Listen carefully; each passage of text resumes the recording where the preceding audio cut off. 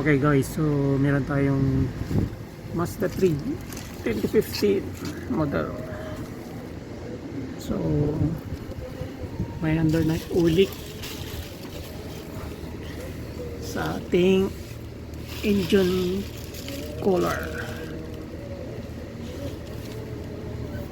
So ito yung indication na may oil leak siya guys. Yan. So remove natin itong mounting bolt ng ating oil cooler. Kasi dito yung indication na oil leak. Ito nagdadrops yung oil. So remove natin yan para ma-inspect natin yung o-ring.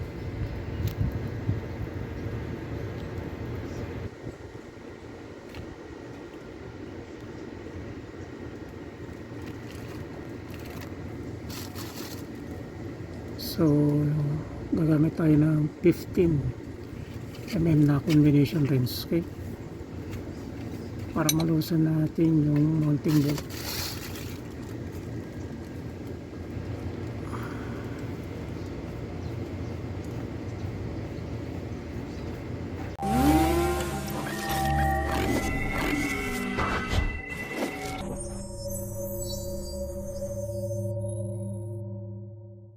Okay, so na-remove na natin yung mounting bolts.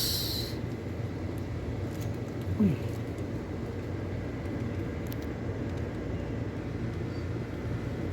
So yan mga guys, na-remove na natin yung oil cooler.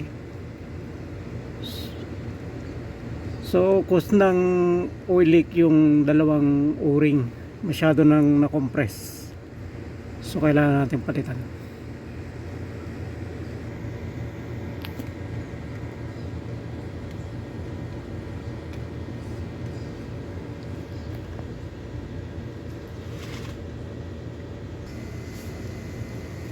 So yan yung ating oil cooler mga guys. So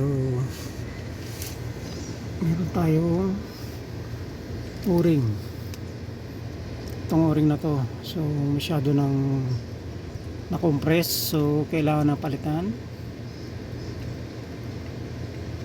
para hindi na magkaroon ng oil leak. Okay, so ganun lang mga guys, paano mag-repair ng oil leak sa ating oil cooler ng ating makina, engine oil cooler. Okay,